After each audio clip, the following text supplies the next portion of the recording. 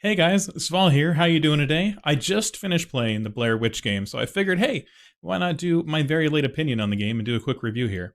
So Blair Witch takes place in 1996. This is a little bit before the movie, the original Blair Witch movie came out, which I believe was 98 or 99.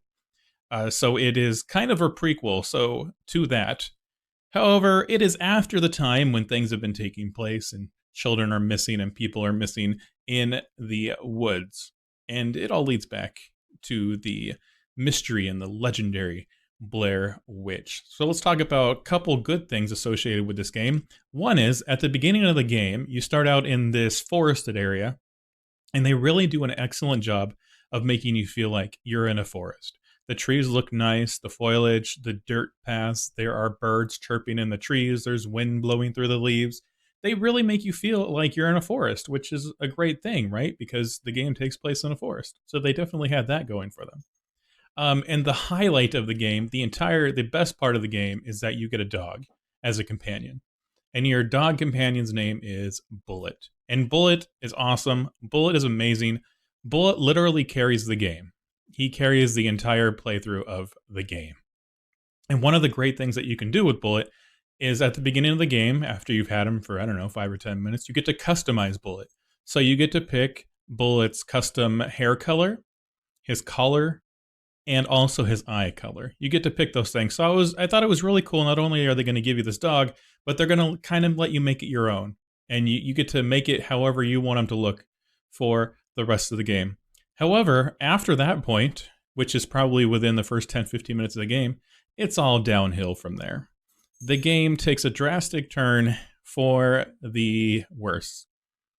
And why is it worse? Well, let's talk about the monsters in the game. So one of the monsters, and I believe it's the first real monster that you come across, I call him the tree monster, because basically you encounter him for the first time at the base of a tree, and he kind of looks like gnarled branches and roots of a tree or something along those lines. You have encounters with this particular monster probably 4 or 5 times in the game, something like that. And the encounter consists of him running around you, and you shine your flashlight on it. And then it runs around, and you shine your flashlight on it. Runs around, you shine your flashlight on it. Until it disappears. That's literally the entire encounter, is shining your flashlight. And you do the same exact encounter with no variance whatsoever 4 or 5 times throughout the game. It's silly. Another monster is what I call the rolling leaf monster. So imagine it's fall, your trees in your backyard or your front yard, they've all dropped their leaves. You have leaves all over your yard. You take the time, you rake them up, and you make this big old pile of leaves. Right? Now just imagine a gust of wind comes along and turns that into a circular motion of leaves. That's literally one of the monsters in the game, is it looks like a pile of leaves that are rolling around. Somehow it attacks you. Don't ask me how. It doesn't have any claws or a mouth or anything like that. It must spit branches at you. Fuck. I don't know. But it hurts you and you have to avoid them. There's what I call the look through the camera monsters. There's a particular part in the game where you can only see the monsters when you're looking through your old school camera. And they show up in the camera lens or in the little LCD readout area. And you basically just walk around them. That's all you do. You walk around them. And then the final monster, which I actually thought was the best one, was the only good one, is if you've ever seen the Blair Witch movie, part of the lore in the movie is that if you look at the Blair Witch, she kills you. They incorporate that same mechanic into the monsters in part of the game in Blair Witch game. Essentially, the monsters are there, you can feel them, you can hear them, you know they're there, but if you look at them, you die. And I actually thought that was a pretty decent mechanic the way they did it in the game. But the other monster encounters are just pretty much garbage. One of the things that I did not enjoy about the game is the fact that they reuse material over and over and over again. So there's a particular campsite that you find in the game, and you have to search for some clues and continue on your way. A little while later, they put you back at that campsite. Like, oh, okay. And you have to search for some clues, and then you go about your way. And then a little while later, they put you back at that same campsite. and you search for some clues, and then you go about your way. And yet again, later, they put you back at that campsite, you search for some clues, and then you go about your way. And it's very redundant, it's very boring. The Blair Witch house, the same house that's in the movie, is in this game. And I swear I must have spent at least an hour and a half in that house. This house is only 2 stories plus a basement. There's not much to it. There's a handful of rooms. How do you spend an hour and a half in one room? In one house? I don't know. It was mind blowing how bad it was.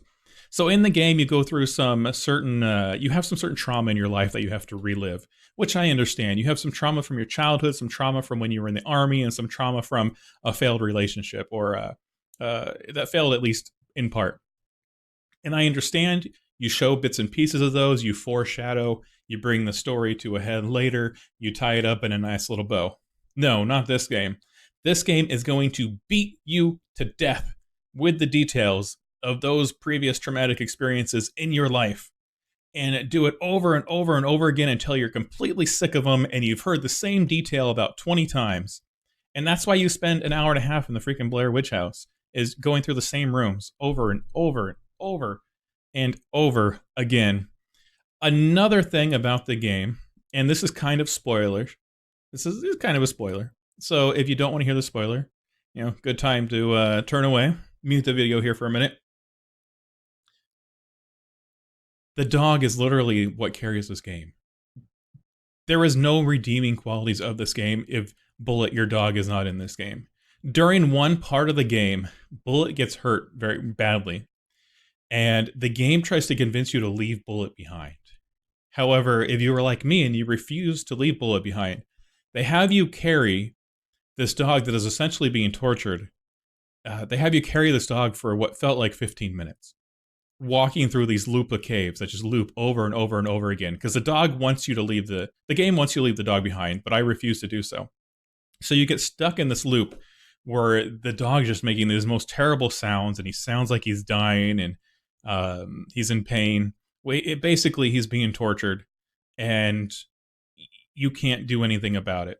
And then at some point, the game will eventually relieve you of this burden of carrying the dog, and it leads you to believe that your dog is dead. And I did not understand for the life of me how they would remove the dog from the game. You don't have him for the rest of the playthrough. The dog is gone at this point for the rest of the time on.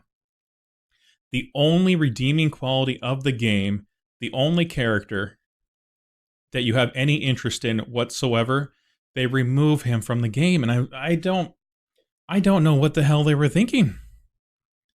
I don't know. I don't get it. But it's what they decided to do. In my opinion, if you see this game come on sale for 99 cents, I think it normally sells for like $40 or whatever. I don't know if it was a $60 game when it first came out. God, I hope nobody spent $60 on this game. I'm sorry. I apologize to you if you did. I feel your pain. I got this game through the PC Game Pass for Xbox. So luckily, I'm paying $5 a month, and I got to download this game with a whole myriad of other crap. If this game comes on sale for 99 cents, do not buy it unless you have 4 or 5 hours of your time to waste and want to completely torture yourself and be miserable for 5 hours. If you're the type of person that likes being miserable for 5 hours and you can just not wait for this game to end, go ahead, play it, be my guest. But I can't recommend this game to anyone, even the hardcore Blair Witch fans. This game is a pile of hot garbage. Well, guys, thank you very much. I'm going to transition into, hey, go watch my Twitch channel where I play all these games before I review most of them. I'm there 6 days a week. You can find links down below in the description. Hit that like button as well. And subscribe, please. Remember to have fun, play some damn video games, and I will catch you guys next time. Peace.